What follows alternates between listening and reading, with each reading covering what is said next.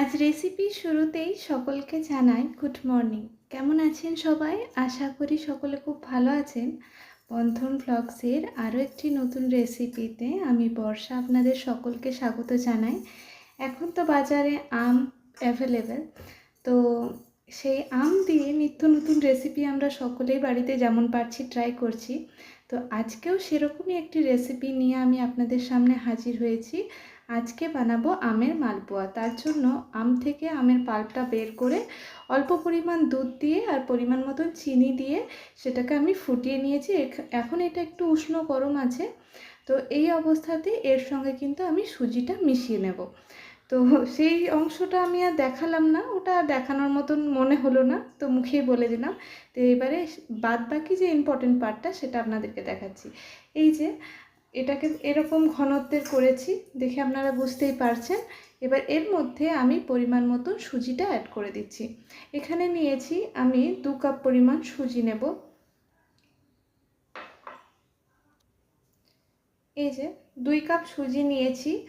এই সুজিটা ভালোভাবে আমি এইটার সাথে মিশিয়ে নেব এবং একদিক থেকে ঘোরাবেন মেশানোর সময়, যাতে এটার মধ্যে আর কোনো লাম্পস না ক্রিয়েট হয়। তো এটাকে ভালোভাবে মিশিয়ে নিয়ে আমি 10 মিনিট মতন এটাকে রেস্টে রেখে দেবো। তাতে করে কী হবে, এটা যেহেতু হালকা উষ্ণ গরম হয়ে আছে, এতে সুজিটা আরেকটু ফেপে যাবে। তো এটাকে ভালোভাবে আমি মিশিয়ে নিয়েছি, আর দেখেই বুঝতে পারছেন এটার মধ্যে কিন্তু কোনো দলা নেই। এটা এবারে ভালোভাবে আমি রেখে দেবো 10 মিনিটের জন্য রেস্টে। তো চলুন 10 মিনিট পর আবারও ফিরে আসছি। 10 মিনিট পর আবারও ফিরে এলাম। দেখুন এবার সুজিটা কতটা ঘন হয়ে গেছে। যদিও এটাতে আবার একটু জল মিশিয়ে পাতলা করতে হবে, তো আগে যে উপকরণগুলো এর মধ্যে অ্যাড করব সেগুলো একে একে আগে দিয়ে নিই, তারপর জলটা দিয়ে ভালোভাবে মিশিয়ে নেব। তো চলুন প্রথমে দিই ময়দা। যে পরিমাণ সুজি দিয়েছি সেই পরিমাণে কিন্তু ময়দা দিতে হবে। তো আমরা 2 কাপ সুজি দিয়েছি, এবারে দেব 2 কাপ ময়দা। যে কোনো মিষ্টি খাবারে একটু লবণ দিলে দেখবেন তার স্বাদ খুব বেড়ে যায়।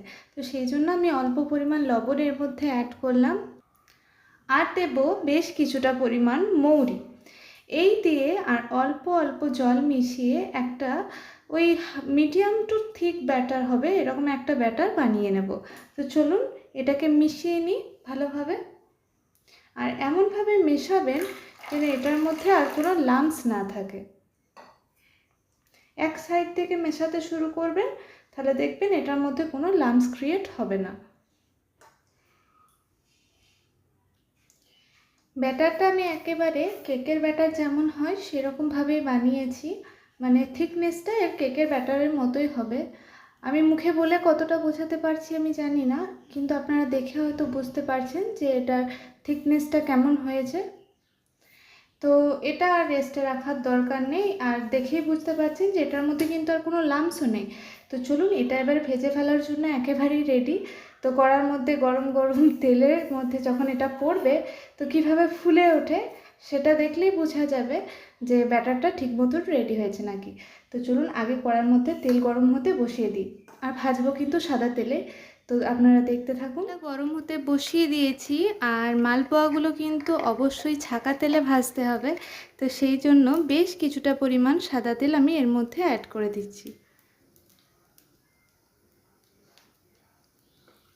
তেলটা আগে ভালোভাবে গরম করে দেব, তারপর গ্যাসের ফ্লেমটা কিন্তু একেবারে কম করে দিতে হবে, আর মিডিয়াম টু লো ফ্লেমে রেখে কিন্তু মালপোয়াগুলো ভেজে নিতে হবে। তো চলুন আপনারা দেখতে থাকুন।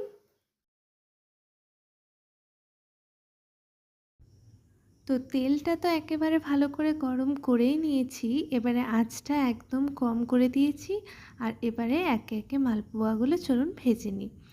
মালপোয়াগুলো যখন ছাড়বেন তখন যাতে এটা একটু গোল শেপের হয়, সেই জন্য একটা ট্রিক্স আপনাদেরকে বলে দিই। যখন তেলের ওপর দেবেন তখন এক জায়গাতেই কিন্তু ব্যাটারটা দেওয়ার চেষ্টা করবেন, ওই ছড়িয়ে দিতে যাবেন না, তাহলে পরে কিন্তু মালপোয়াটা একেবারেই শেপে আসবে না। তো এই যে দেখলেন আমি যেভাবে দিয়েছি এরকমভাবেই দেওয়ার চেষ্টা করবেন। আমার বলার থেকেও বেশি আপনারা দেখে বুঝতে পারবেন যে আমি কিভাবে দিয়েছি। আর দেখুন কি সুন্দর একটা কালার এসেছে, আর খেতে যা দুর্দান্ত হয়েছিল সে আপনাদেরকে কি বলবো, আপনারা বাড়িতে ট্রাই করলেই সেই জিনিসটা বুঝতে পারবেন। তো চলুন একে একে মালপোয়াগুলো ভেজে নিই আর এর ফাইনাল লুকটা আপনাদের সাথে শেয়ার করি।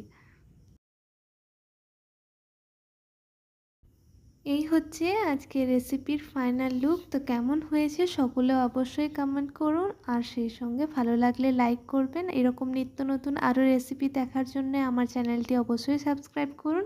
দেখা হচ্ছে আপনাদের সাথে আবারও নেক্সট ভিডিওতে। সকলে ভালো থাকুন, সুস্থ থাকুন। ধন্যবাদ।